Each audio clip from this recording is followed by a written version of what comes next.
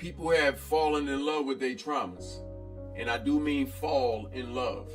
I do mean slip into the abyss of darkness. People have fell in love with their traumas, wearing their traumas like they badges of honor, wearing their traumas as if they knew stripes on their sleeve. People are in love and have romanticized trauma in a traumatic life. Okay? We watch traumas within our movies. They not dramas you watching, they traumas you watching. And a part of you identifies with the trauma of you watching, even if you never experienced the trauma. Okay? Why? Because people have found ways to capitalize off of trauma and capitalize off of your trauma. Trauma is the new business. It's the best business model. All I have to do was to remind you of the pain that you feel, okay? And don't seek to assist you in eradicating this pain, but somehow prolong the pain by fluffing it up and making it look attractive. Pain looks attractive. Look at the BBL. Pain looks attractive. Look at how much beauty takes pain. Pain is attractive. They have warped your mind into accepting trauma. We accept trauma from each other. We've accepted from the governing parties. We've accepted trauma from the media. This is why reality shows even have skyrocketed. Why else would a reality show, okay, be gaining so much momentum? It's because of trauma. You get to have a first-person view on other people's lives as they experience trauma. And what do they do in these shows? They place more variables within a room to cause more trauma. Then put the camera on your trauma. There's a business in trauma. This is why the ON network, I think that's Oprah's network, okay, Lifetime, and any other dramatic shows, this is why that's even a thing. Why people can sit down and watch traumas. This is why the news is still getting watched in 2026. The news, any news channel and broadcast wherever you are, capitalizes on your trauma. They know it's things you don't want to experience. They know it's things you have experienced. They know the only way you will sit down in front of a news channel is because you are trauma bonding. You trauma bonding. That's why you watching the news. You trauma bonding. That's why you watch your reality shows. You trauma bonding. That's why you can endless scroll on your For You page and find trauma. That's why you like the doom scroll. You wouldn't doom scroll if you don't like trauma. You would be turned off. Yeah, this the real tea. This the real conversation that they didn't want to have. But listen, the conversations we don't want to have are the most important. Okay? We have consumed trauma for so long, it has become a normal part of our diets. Trauma is a normal part of our diet. Something we normally feed our mind, our body, and our spirit. Okay? And if we keep allowing this to go on, we're going to pass trauma off. Anybody that's holding trauma in, walking around, trying to suppress the emotions and the feelings of the trauma, they a generational curse. They are no good to themselves, their business partners, their offspring, any new acquaintances and allies that they meet.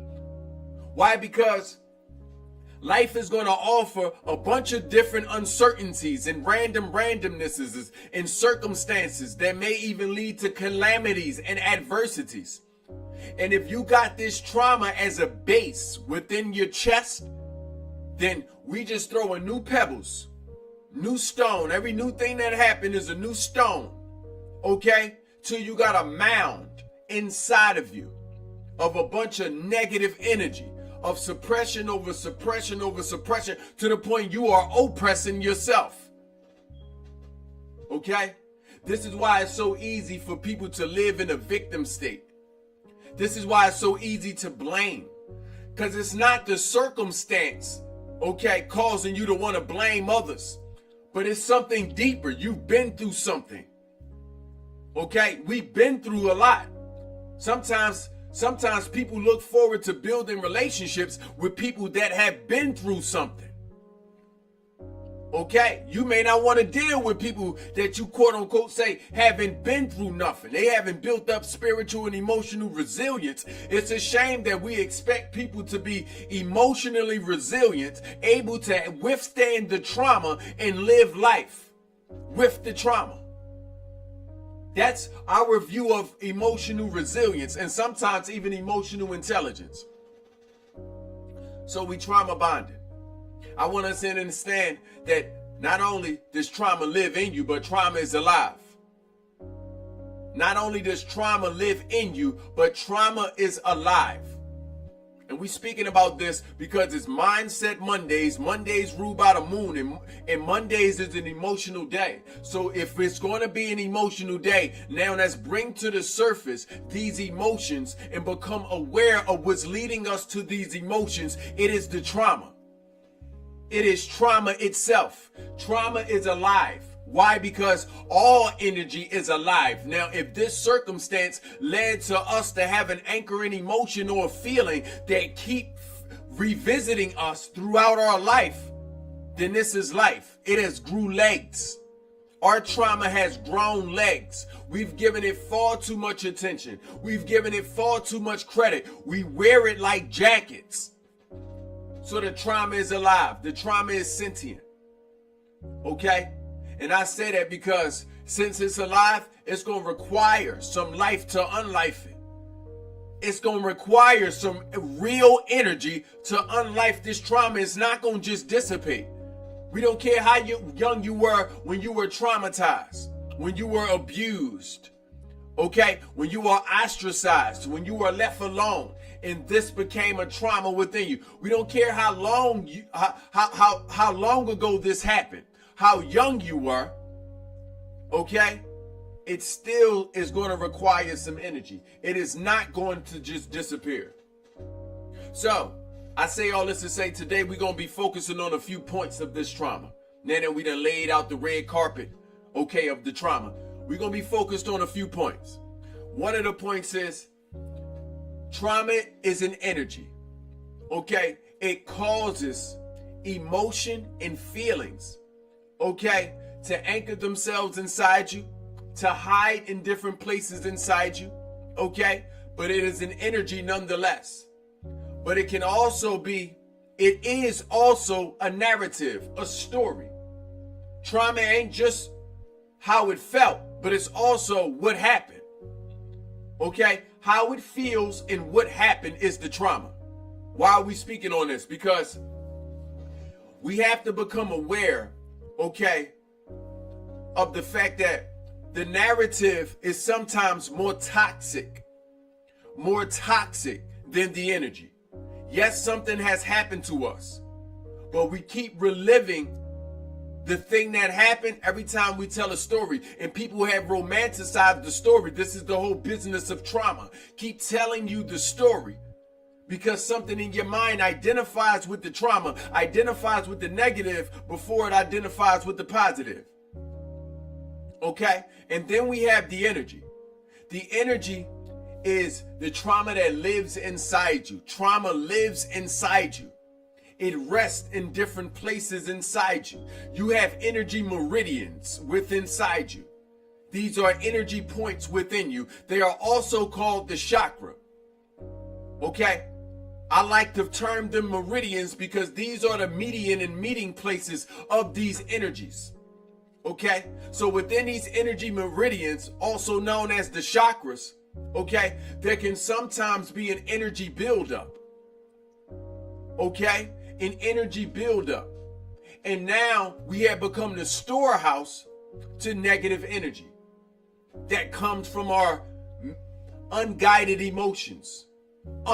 Unorganized feelings and unguided emotions lead to negative energy. I'm going to say that again. Unguided emotions and unorganized feelings lead to negative energy. Because I don't want you to think that any emotion that you may feel, any low emotion that you may feel is negative energy. Or any low feeling you feel is negative. No, it can become negative energy just like it can become a positive. Okay? But when it's unorganized or unguided, it will most often be a negative. Okay? So we have this energy living inside of us. This is why we having our back pains. This is why people be having upper back pains that are unknown. We be having lower back pains that is unknown. A lot of this is due to trauma.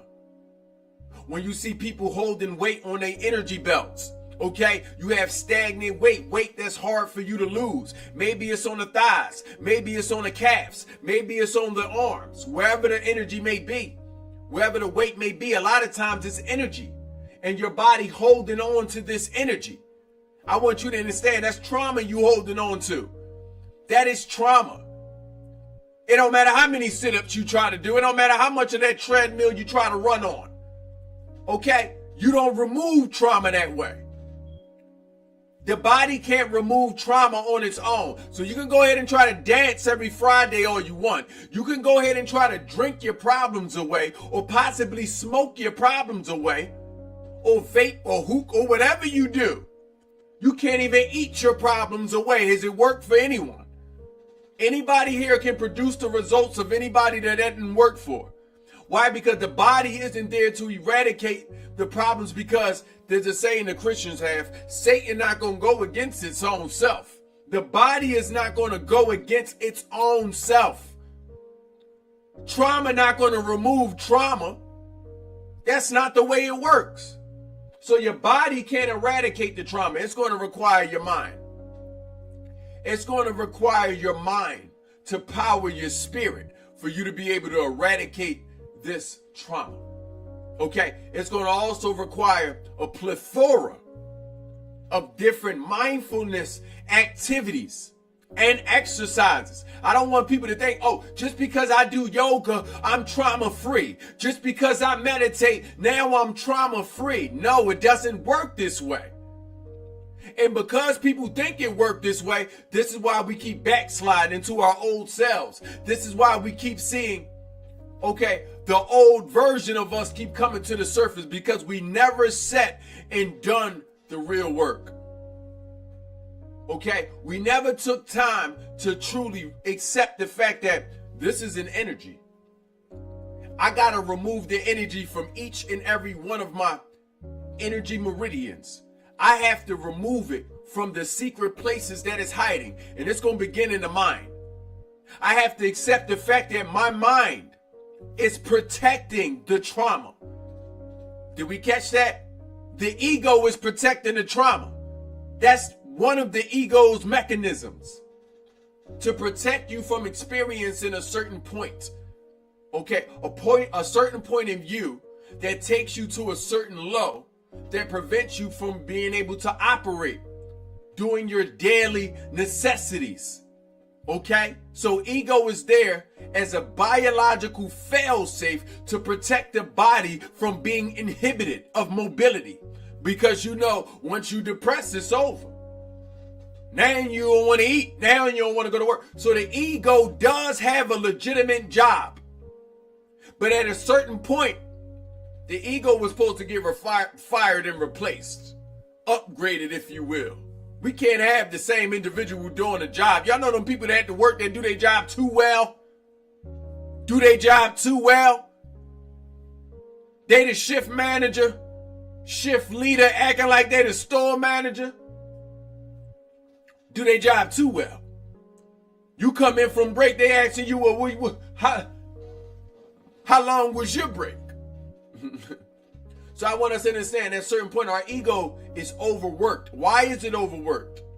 Why is it overworked? Because, listen, your mind has considered what you've been through and also considered what you can go through, also balancing out what you're going through now. What you've been through, what you can go through, and what you're going through now. I'm gonna say it again. Your mind has already considered what you've been through, what you can go through, and what you are going through now. So it is in the best interest of your mind to defend the body from demobilizing its own self from something that already happened. Okay? So instead of dealing with the trauma that will require more of your energy, okay, more of your awareness, more of your mental attention, okay, more love and care from yourself, instead of doing this, which will disrupt your present. It will indeed disrupt your present. Remember, the ego is trying to make sure you get through the present. Okay? Instead of doing this, it's easier for your mind just to protect yourself from experiencing itself. Remember, Satan ain't finna cast away Satan. You're gonna see this in every aspect of life. We just using Satan as an example. Okay? As an example. Your mind is not going to cast out its own self. The ego isn't going to cast out its own self. It is even the source point of the trauma started in the ego. It started in the ego. Okay? Ego, a circumstance happened. Okay? Ego was supposed to translate that circumstance to body. Okay? And what happened is, ego said, this person was that way to me. This made me feel this way. We ain't never finna feel like this again. So it started protecting itself from itself. Because what happens is, we need to experience this. We have to experience whatever we went through in our mind. Okay? This is why at a certain point in time, you cannot trust your mind. When I'm teaching, when I'm dealing with people, I've learned to talk directly to emotion, talk directly to spirit. All the professionals best hadn't learned this. You better have learned spiritual linguistics. Okay? Because if you keep trying to talk to mind is going to pull up its intellectual antibodies and defend itself from your mind. Okay? So, the ego is holding on to trauma. The ego is standing in the front of this trauma as the guard. And if it's guarding you from the trauma, that means your body is also guarding you from, it's guarding the energy of the trauma. If ego is guarding you from truly experiencing the resolutions and the solutions that come with dealing with the trauma, then that means your body is also protecting the energy. This is why people wear trauma like a jacket, like a coat of armor. How often have you heard people sit there and have conversations where they throwing trauma for trauma? You say, I've been through this, that, and the third. And the person may try to get one up on you and say, well, you know what? I done been through this, that, and the third. You would say something like, yes, my mother died. Somebody may say, well, yeah, my mama died too. My mama died too. This is what's happening. Okay? This is what's happening. I want us to understand this. Why? What am I doing with you? By having this conversation with your mind, you're able to become aware of what's happening so we can begin separating the energy from the narrative, because that's what I need you to do. The world needs you to do this. We need for you to be stronger. We need for you to be trauma-free. And to be able to do this, you have to work with the energy separate from the narrative. The energy separate from the narrative. Yes, you feel a certain type of way and it requires its own attention. But the narrative, the circumstance that led to you feeling this way, that led to this traumatic event, that also requires its own energy. I know your body has them combined. That's okay. We must separate it. Okay? This week I'm going to be sharing different meditations and mindfulness exercises on how to separate the energy from the narrative. What is the narrative? The story. This, that, and the third happened to me before I was 7. This, that, and the third happened to me. I was in this traumatic marriage. I was in this traumatic relationship. This person did this. That person did that. I feel like this. That is the narrative. You have to learn how to separate the two. Separating the two is how we're going to eradicate this powerful force within us called trauma. Can I get a witness? How many of us want to eradicate the trauma? How many of us don't want to deal with anyone else's trauma anymore? But we keep meeting traumatic people because we traumatic people. Okay? We keep meeting traumatic people because we traumatic people. Don't you know it only takes not only one bad apple to spoil you a bunch, but a good apple is going to attract good apples. A good apple is going to attract good apples. What am I saying? That means when you begin eradicating your trauma, you're going to attract other people that are trauma-less, or you're going to force people, okay, to at least pretend or behave like they trauma-less. You know, sometimes practice makes permanent. Practice makes permanent. Okay? So we got to start doing the work. You're invited to join me, okay, for the next few days, in the next few series of us dealing with the trauma, because we done turned over a new leaf in life. We done opened up a new chapter in life, then peeled back a new page in life. And in this first chapter, we are going to eradicate the trauma. We're not going to play the blame game anymore. We're not going to be putting ourselves down so low to where we can't get up and to be able to look at ourselves. Okay? We're not going to do that. We're not going to attach ourselves into what some of us term the healed version of ourselves, because you attaching yourself to this healed version of you, this post-traumatic version of you, okay, also is why the trauma isn't eradicated. Also is why, you picking up what I'm putting down? I'm going to say it again. Because you playing attachment games, because you already had attachment issues, you are attaching yourself to a post-traumatic version of yourself that you never had to. Okay? And what do I mean by attach? You walk around pretending like you're okay. You just go to work. You just keep kissing the babies on the forehead. Okay? You just keep having your self-care days. Meanwhile, that voice in the back of your mind, the traumatic version of you is still there, whispering the secrets of your trauma. That little itch all the way in the back of your spirit is still there. You'd have been traumatized by male or female. You trying to build in new relationships, but in the back of your mind, that trauma's still there. You trying to squint and see the real them, but you still see the trauma. You still feel the trauma. They leave the room, you thinking them old feelings that you used to think. Okay? When you by yourself, you can't get in contact with these people. Those old feelings get to coming back to the surface. I want us to understand that the trauma not going to go anywhere. You finna go somewhere before the trauma goes somewhere. Because you finna pass that off as a generational curse. As you show your offspring that it's okay to walk around bottled up. Don't you know people can smell this trauma? Don't you know people can tell there's work to be done? I want you to understand that you can't hide it. People look at me all the time and say, you know what, I can tell you've done the work. Thank you, because I did. Same look, the way people give me now, they used to give it to me before. And they can tell, you know, when you're going through a lot, I just want to give you a hug. You can tell, I can't even hide it. You can't even hide it. So I want you to understand, people who not going through trauma knows what you're going through. They can feel it. They can see it.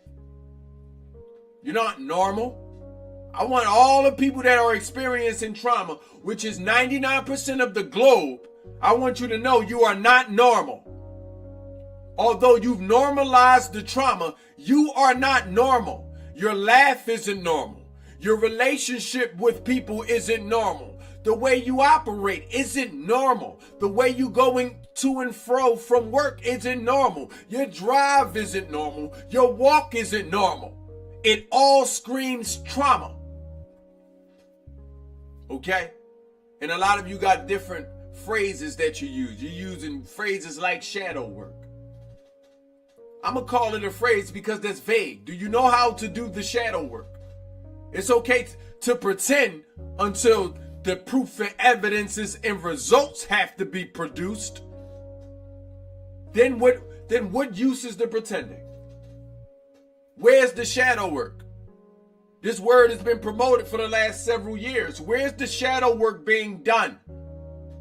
I've seen people walking around buying doll babies, talking about they nurturing and catering to their younger version. The younger version look like it is in bondage. It's still a 7-year-old trapped inside of you. Okay? And instead of freeing this 7-year-old so you can be able to walk into your big people's shoes, you go get it a doll baby. We keep doing all these healing circles, keep doing all this meditating, doing a lot. But where's the results? Where's the results of the non-traumatic people? Using the term healed isn't good enough. Okay? I'm going to explain to you something that people who not going through any traumas, no one calls themselves healed. No one is walking around calling themselves healed. Why? Because this version of you that you're attaching yourself to as if it belonged to some fixed reality never existed. It is just a state of awareness that you can step in at any point. You could have just went through something yesterday and step into a state of awareness today. And this will be your alleged healed version or post-traumatic version. So when you hear people promoting this, okay, I want you to understand, half of the time, they the traumatic people. Half of the time, they are still experiencing their traumas. Okay, so I offer you a solution.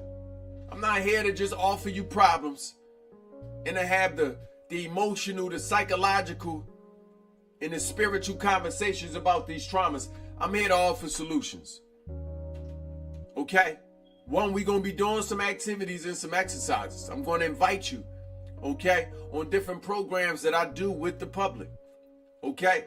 I'm going to be doing them pro bono, online. Okay? And the first task at hand is increasing our awareness to the energy and the narrative, the story, okay, and what I feel. Because we're going to have to go into the crevices of our spirits to be able to surface these emotions, bring them to the forefront and deal with them. We're going to have to deal with them. Okay? Not dealing with it and led you to being a person that covers their trauma. You ever see the people that wear a bunch of coats? You ever see the people outside wearing a bunch of coats asking for change? No matter what the weather is? That's what traumatic people are. Then you done went through something big, you put the big coat on. Then you keep putting on these little coats. Then you keep putting on all these coats. And before you know it, you an adult walking around with 30 coats on and 20-something hats. And no shoes. Let's remove the coats. Let's remove the layers.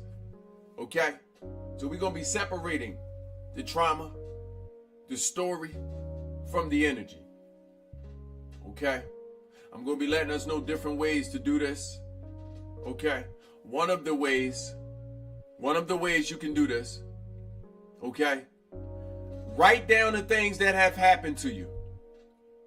Now, there are going to be a lot of things, but write down the most profound thing that has happened to you in your lifetime. Write it down.